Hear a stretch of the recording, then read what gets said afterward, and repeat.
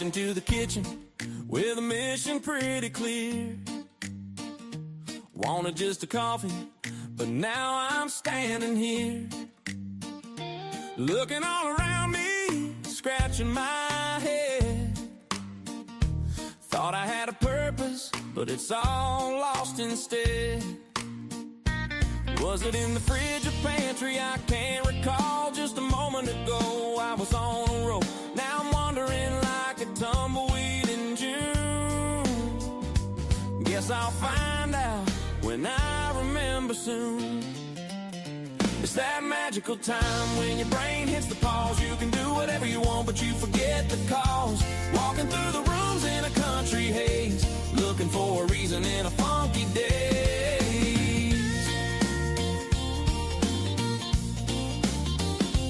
Checking out the TV for the shows I love.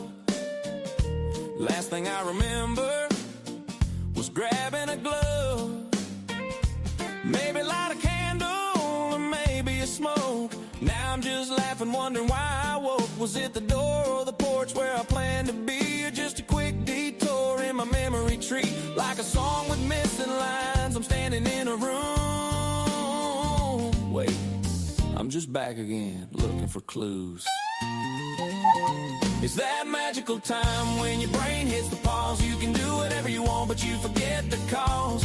Walking through the rooms in a country haze, looking for a reason in a funky daze. Maybe it's just life playing tricks on me, a little comedy in my daily routine. But I'm alright with getting lost once in a while, smiling at the mystery with a country style.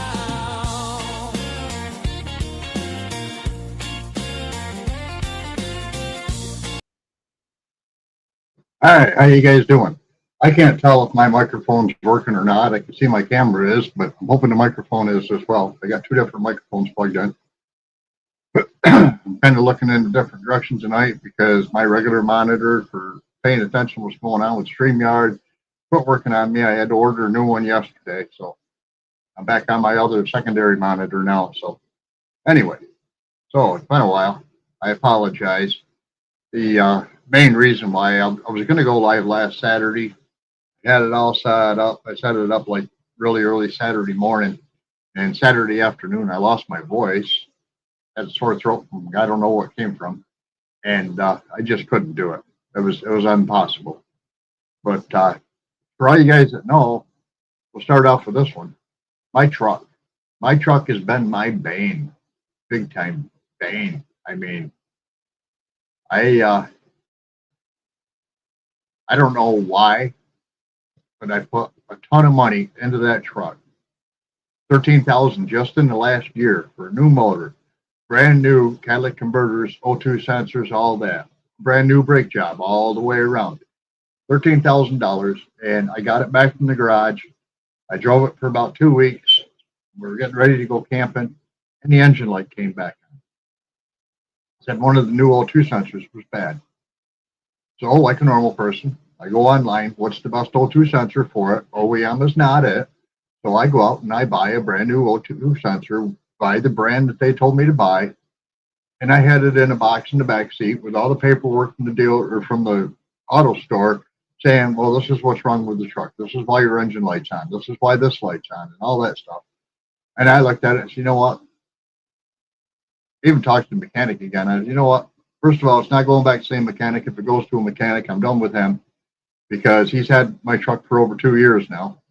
And second reason was he's not fixing the problems properly. I don't know why, but for some reason they just weren't getting fixed properly. I'm not going to mention any names. So anyway, I went online and I was looking around to see what is available in my area. And the one thing I found in my area was a 2020 Ford Explorer with a tow package, 3 rows of seating, 111,000 miles on it. Now, mind you, my truck only had 124,000, even with the newer motor in it. So this is what I ended up buying. As you can see down here, it's got a trailer hitch on it. It's made for towing my camper. That's the back end of it. This is the front end of it. This vehicle has absolutely zero rust on it. And much like our new Hyundai car, the whole undercarriage of it was it's covered. It's got panels that cover the whole undercarriage of the vehicle. So no salt water or anything like that can get up underneath it and hit the frame or any of the other lines and all that stuff. So, hey, making it home, Lauren Joel, how you doing? So I decided that it was time to replace the vehicle. And I had Leah with me. I was running around to doctor's appointments and stuff for her all morning long. And we went out for lunch. And after we got done eating lunch, I told her, I said, well, before we go home, there's one more stop I want to make while we're right here in town. And she's like, where's that? And I said, just sit and ride. I'll show it to you when we get there. So I pulled into the dealership that had it. And I'm going through, and there was a ton of white vehicles in there. And I'm like, that's not it. That's not it. That's not it. That's not it. And I finally found the one with the trailer hitch. And I said, that's the one I want to look at. I got out. I got underneath it. I looked at it, and I'm going, oh, God, this thing is like brand new. Even the trailer hitch is brand new. It's never even had a hitch put into the receiver. There's no scratches, no rust, no nothing. The tires are all brand new on it. The brakes are all like brand new. I popped the hood. I got under. I checked the oil. It had just been redone. I checked the transmission fluid. I checked everything. And I said, yep, that's the one. And she's like, what are we going to do now? And I said, well, we're driving back over to where the dealership is. And I'm going to go in and tell them, I want to put a plate on this one, and I want to take it for a test drive. We got some pretty rough roads in my county. And I told Leah, I said, well, the first thing I want to do is take it down Groton Ave.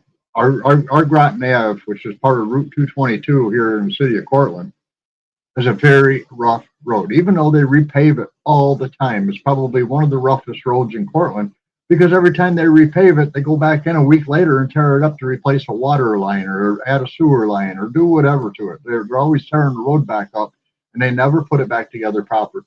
So that was my first choice. I wanted to go down that road, see how well it rode on a really rough surface.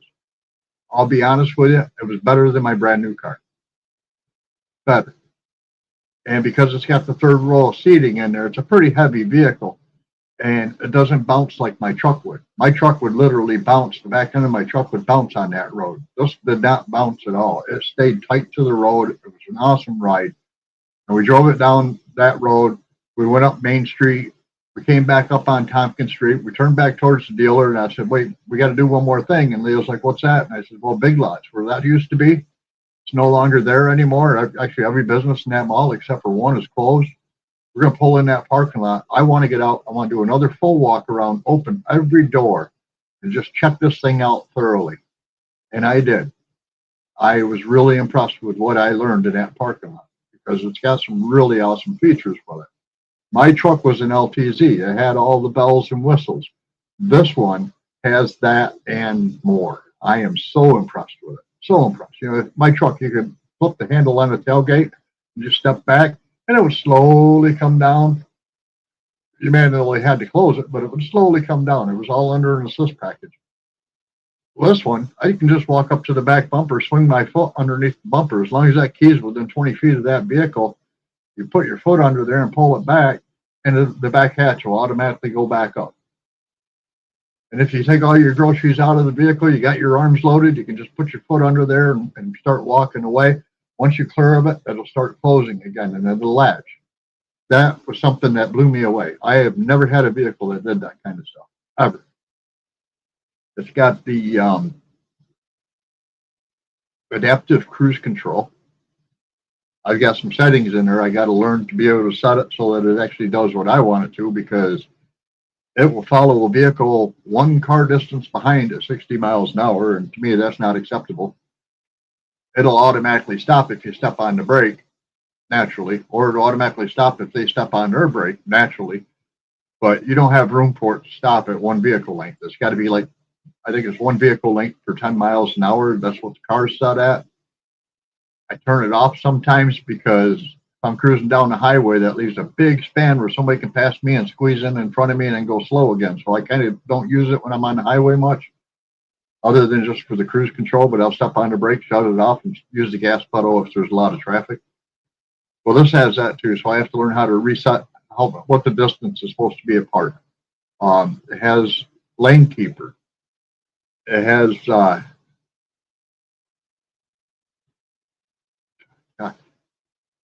It gets 24 miles per gallon. My truck got 16. So that was a plus. That was a big plus. It's got the ability to pull our camper. We bought a brand new camper in 2022. We used it in 2022. We used it in 2023, and we have not used it since because my truck has been in the garage all that time.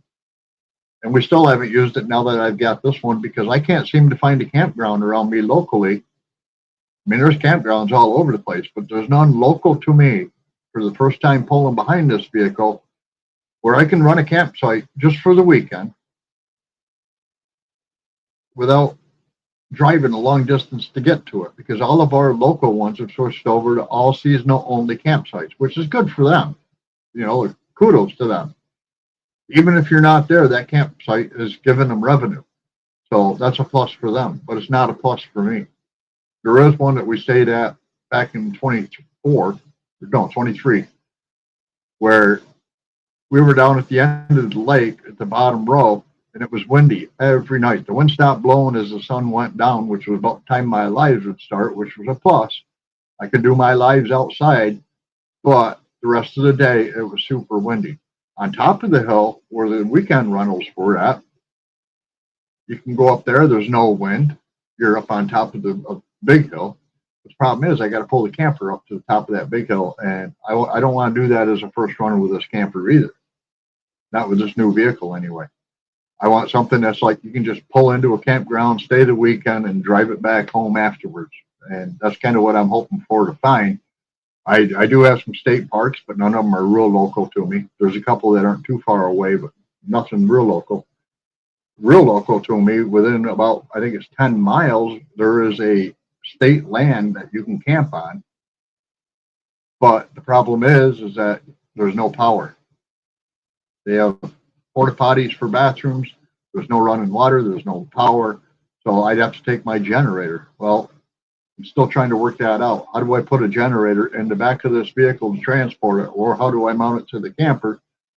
Because our camper's already got bike racks off the back bumper. They will not support the weight of my generator.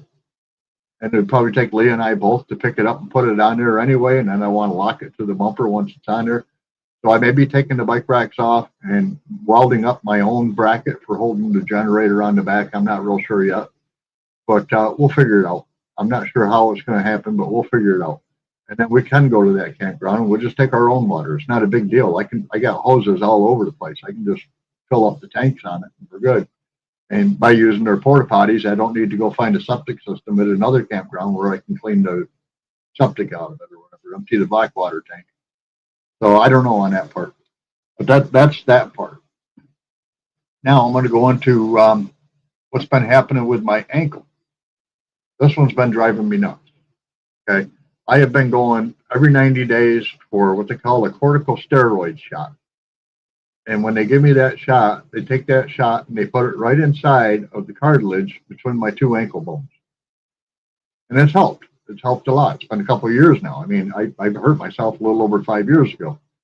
So those corticosteroid shots have been helping. But the problem is those shots actually deteriorated the cartilage between the bones.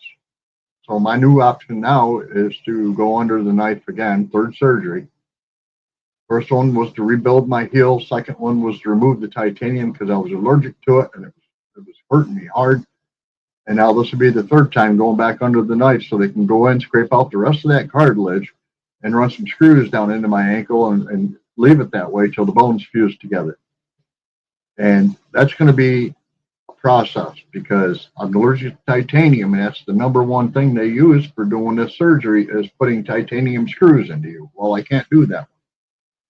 I made the appointment Friday with my doctor. I told him, I says, look, I just got this shot today. My next shot's due at the end of October. There's not enough cartilage to put that shot in there anymore. He even commented how close it was to the needle, trying to get it into the cartilage. He says, boy, this is getting tight. And I was like, yeah, well, that's another reason why I'm here today, is that we need to go to the next step further. I got my second doctor's opinion from my independent medical examiner for workman's comp, who told me this is my next option as well. You've said it for a couple of years. He said it just recently. I'm going with it because I've got two good doctors telling me that this needs to happen. So starting somewhere in October, I don't know. It'll be towards the end of October, probably. I don't know. But they had to reach out to workman's compensation and the insurance company to make sure that I can get a CT scan, period, for the whole 8 weeks. Can't put my foot on the ground, period. And then after that point, I'll be back to 4 to 6 weeks in the therapeutic boot where I can put weight on my foot. It just has to be in this boot to make sure nothing moves, because the therapeutic boot has an air pump into it. So once you put the boot on and you make it all locked in tight and everything, then you reach up and push the button on the top and it fills it with air. It locks everything right together. So your foot's not actually touching the ground. It's on a pillow of air, and your whole ankle is supported by that cushion of air. So it's holding you off the ground a little bit, but it's also locking everything together so nothing can be moved. That could be anywhere 4 to 6 weeks, I said. I said, that's fine. That's fine. And the reason why I put it off till the end of October, well, first of all, I needed this next shot, although I don't think it's going to last very long. The last one only lasted about 14 days. It was supposed to last 60 to 90 days. I don't think I've only had one shot last 90 days. But then I wanted to get this shot and then schedule it for next time around, because I still got to keep mowing my lawn until the end of October. So nobody else mows my lawn but me. Leah was nice enough when I first got hurt to let me sell the lawn tractor that we had. It was a Husqvarna, a brand new one. And she went out and bought me a brand new 0-turn from John Deere. And that made it so I could still mow the lawn. I could do it with the steering and rather than with my feet. But our lawn is very rough, so that's a lot of bouncing, and I can't have my foot bouncing like that. So I scheduled it for the end of October. That way there's no more lawn mowing or any of that stuff. Going camping is out of the question after that period anyway. And I'm just like, yeah, this is the best time to do it. And I don't want to be, in a cast in January, because it gets freaking cold in New York. You know what I mean?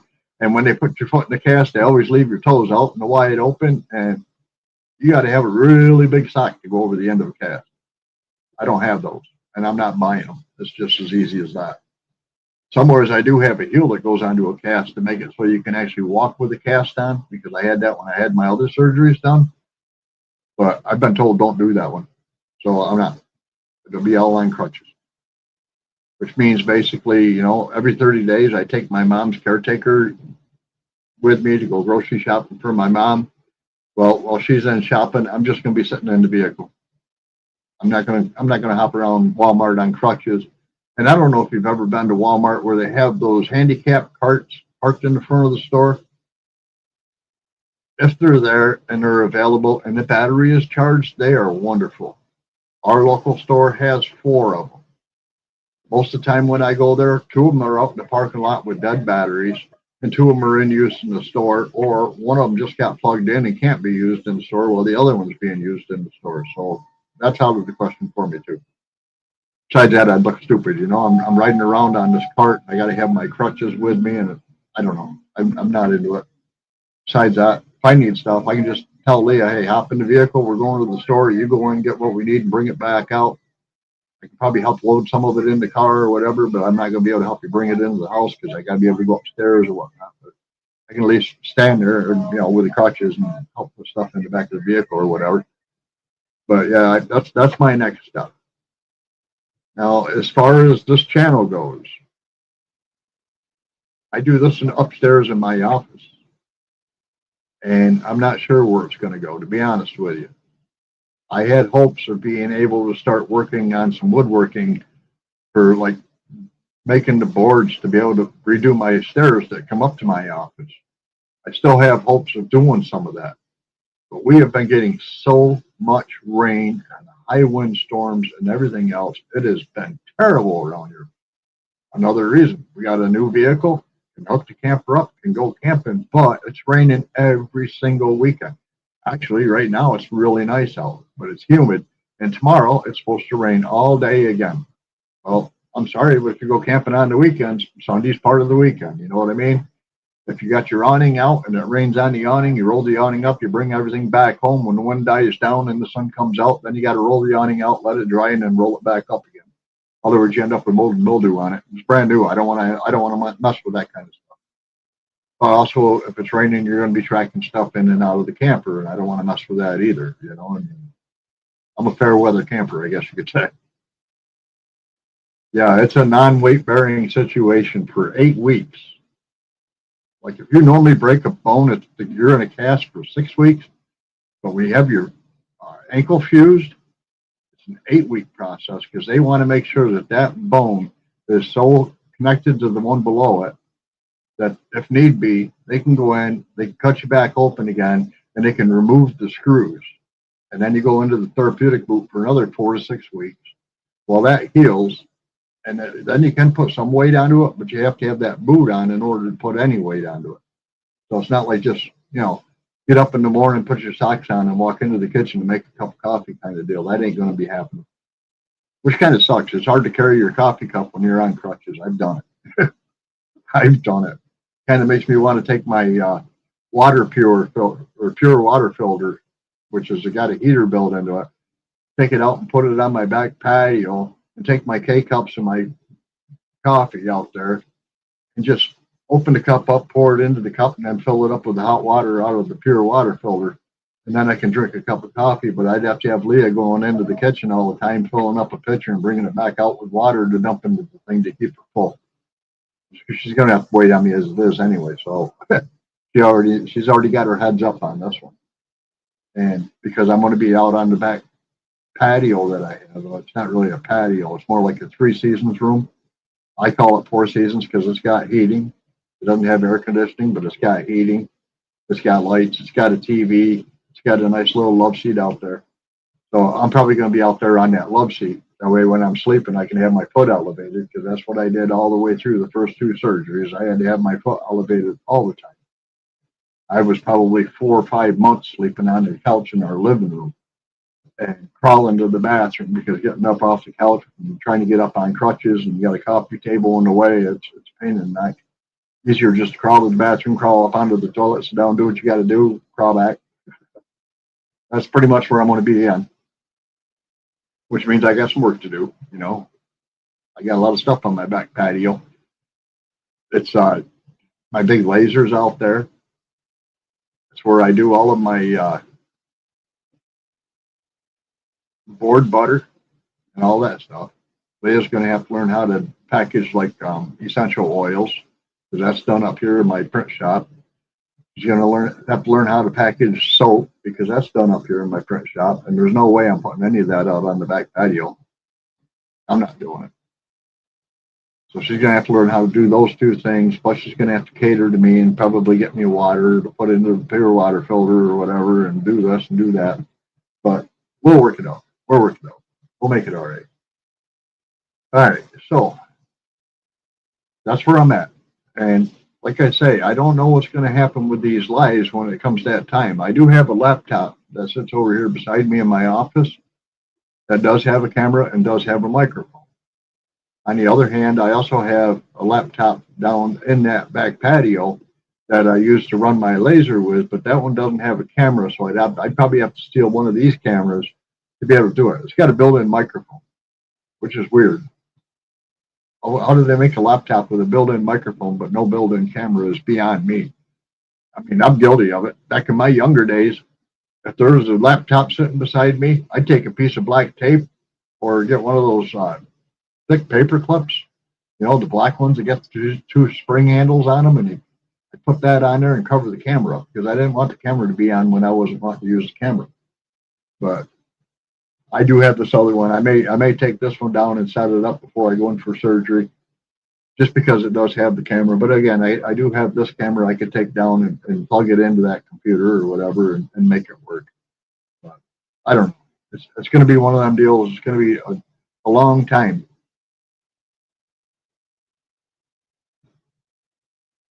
Yeah, Robin, I actually was looking at the knee scooter. But my problem is I got to go up and down stairs. So a walker is out of the question, although a walker would be nice for when I'm not going up and down stairs. And the knee scooter, I looked into that when I first had my surgery done because that was one of the first things they said was, you know, get a knee scooter. And I was like, how do you go upstairs with a knee scooter? Well, you can't. Okay, well then that's not going to do me any good. I got to be able to go up and downstairs. It's the only way I get in my house. So for me, it was just crutches. And the doctor did tell me, he says, when you go for your surgery, you have to bring your crutches with you. You will not be allowed to leave the hospital without your crutches. We will not give you another set of crutches because you've already got one. And same thing with the therapeutic boot. When you get done with the first 8 weeks and we cut that cast off, you have to have your therapeutic boot with you so you can leave our doctor's office. Because if you don't have the therapeutic boot, we're not going to give you another one. Somebody have to go to your house, pick it up, bring it to you, and then you can leave. So I got to pay attention to all that stuff too, But I'm not worried about it. I'm really not worried about it. I actually think that I will be in better condition when they fuse the ankle than I am without having it fused, because right now I wear a foot brace every day. Every day. It's only required for when I'm on uneven surfaces. Well, you know what? I live in a 1900 farmhouse. There are uneven surfaces in my house. But when you walk out my door, once you leave my sidewalk, the whole lawn is uneven surfaces, like taking care of the chickens and stuff like that. That's all uneven surfaces. And Leo will be having help with that stuff too. I hope to have enough chicken feed out there for an 8-week period. It should only be like 150 pounds of chicken feed, but we do have 16 of them now. And she'll have to go out and make sure they got food in her feeder and make sure that, the water is cleaned out or whatever. It's automatic, so it's not a lot of work. But she'll also have to go out and collect the eggs and whatnot. And then probably box the eggs up and put them into a bag in the back of the vehicle, because I'm going to be selling them at an apartment complex in Portland where my mom lives.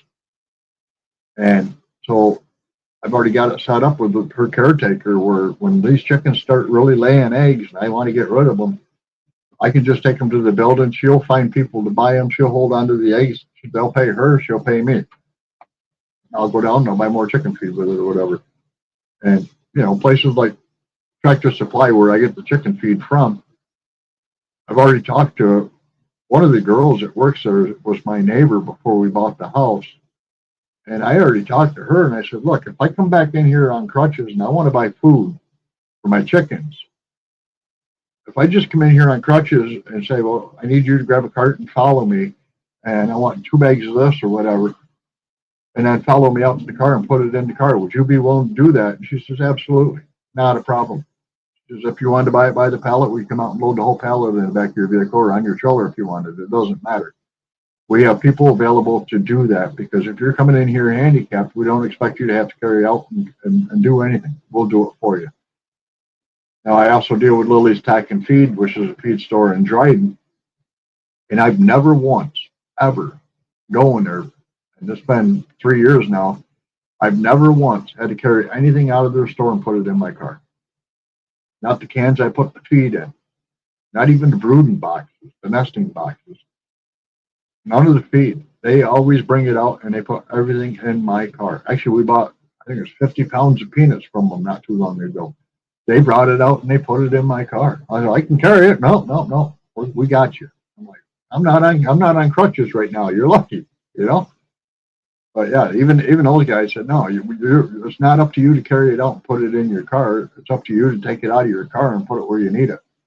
So Leo will be handy for that. And I do have a wheelbarrow to make it easier, so she's not carrying it all the way around the house to the backside of the chicken coop where the feeder is and all that stuff. So that'll be all right. We'll work it out. So anyway, guys, I am going to call this one short just because I can. I don't have anybody in the green room, and I'm not expecting anybody to jump in the green room. I know I haven't been on here in a long time, and I apologize for that. Like I say, I was going to try to do a live last Saturday, but halfway through the afternoon, I lost my voice. I had a sore throat from nowhere, and I couldn't even talk. I couldn't even swallow. All right, but anyway, so on that note, I'm gonna say, everybody, enjoy the rest of your weekend. If you're paying attention to the war in Iran, I am a moderator on a channel. His name is David Hookstead. He's on, I think, 3 nights a week for as long as it takes. We normally start at about 7 o'clock, and most of the nights we're done by 9:30 because that's when the sun starts coming up over Iran.